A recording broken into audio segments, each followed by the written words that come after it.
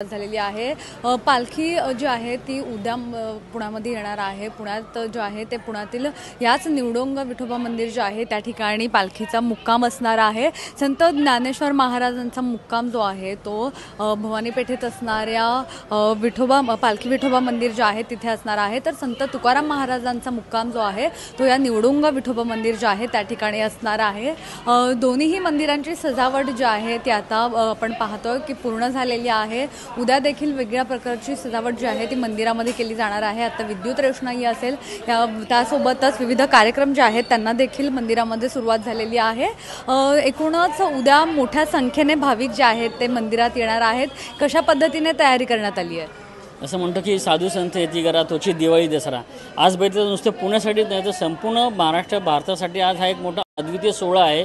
एक आनंदाचा क्षण आहे की आज जगद्गुरू संत तुकाराम महाराजांची पालखी आपल्या इथे या मंदिरामध्ये उतरणार आहे आणि यंदाच्या पालखीचं 339वं वर्ष आहे।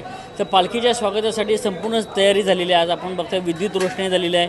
पालखी ज्यावेळेस येणार आहे त्यावेळेस आपण फुलांची रांगोळी आकर्षक सजावट वगैरे आहे। पालखीच्या बरोबर येणारे जे प्रमुख दिंडेकरी वारकरी आहेत त्यांच्या निवासाची व्यवस्था आहे, त्यांच्या भोजनाची व्यवस्था आहे। त्यांना कुठल्याही प्रकारची वैद्यकीय मदत लागली तर आपण वैद्यकीय सेवासुद्धा उपलब्ध ठेवलेली आहे। त्याचबरोबर सगळ्यात महत्त्वाचं म्हणजे निर्मल वारी जी आपण आहे त्यासाठी पण आपण आवाहन करत होतो।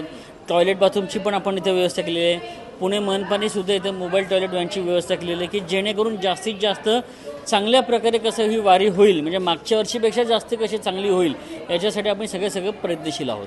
नक्कीच खरं तर हजारो लाखोंच्या संख्येने हे सर्व वारकरी जे आहेत ते पुण्यात दाखल होत असतात आणि त्यामुळेच खरं तर प्रशासन देखील आता सज्ज झालेला पाहायला मिळत आहे। प्रशासनाकडून देखील आता तयारी जी आहे ती करण्यात आलेली आहे। पोलिसांचा देखील 5000हून अधिक फौज फाटा जो आहे तो या ठिकाणी तैनात असणार आहे। एकूणच आता संपूर्ण जी तयारी जी आहे ती अंतिम टप्प्यात येऊन पोहोचलेली आपल्याला पाहायला मिळते। पुण्याहून मुनयनपुरे, जग मिरर।